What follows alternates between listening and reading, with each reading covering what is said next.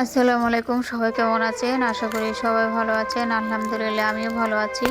বন্ধুরা, নতুন বাড়িতে চলে আসলাম। এসে এই যে প্রথম শাক তুলছি, কিন্তু এবছর বলতে কি নতুন বাড়ির শাক এই প্রথম লাগিয়েছিলাম।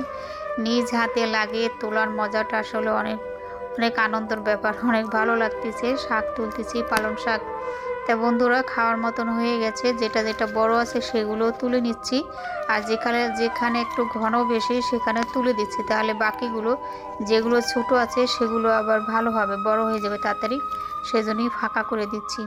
যাই হোক, শাক নেব যতটুকু লাগে, যতটুকু লাগে ততটুকু নেব, বেশি নেব না। একা মানুষ, যতটুকু লাগে ততটুকু আমি তুলে নিচ্ছি। তবে খুবই ভালো লাগতেছে। আর এই শাকটা আগে আমি খাওয়ার পরে ভয়েসটা দিছি, সেজন্য বলতেছি। কি আর বলবো, এত মজা হয়েছিল, অনেক টেস্ট। আর বাজার থেকে কিনে নিয়ে আসি, সেটা একবার কষ কষ লাগে। পালং শাক এবছর যে কয়বার আমি বাজার থেকে কিনে নিয়ে রান্না করছি, সবগুলো কষকষই লাগছে, কিন্তু এই শাকটা এত টেস্ট। আর বন্ধুরা, আমার মিষ্টি কুমড়ের গাছগুলো দেখেন, মাশাআল্লাহ বড় হয়ে গেছে না? কয়েকদিনের ভিতর ভালো বড় হয়ে গেছে, আগাও ছেড়েছে। যাই হোক, আর একটু তুলে নেব।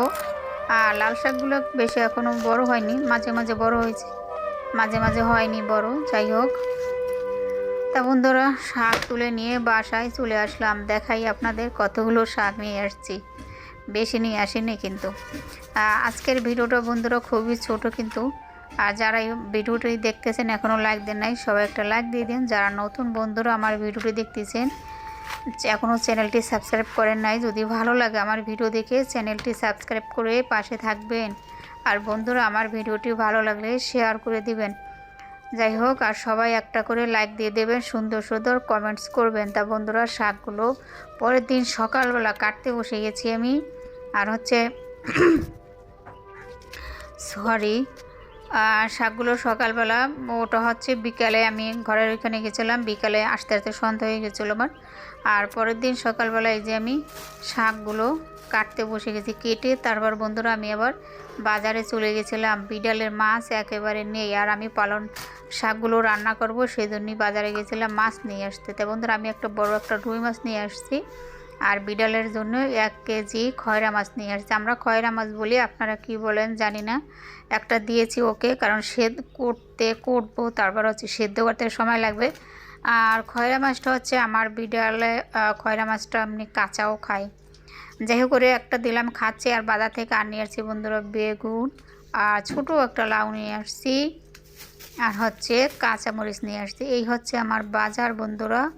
এখন মাছগুলো কেটে কুটে তারপর রান্না করতে চলে যাব। সবাই সাথে থাকেন।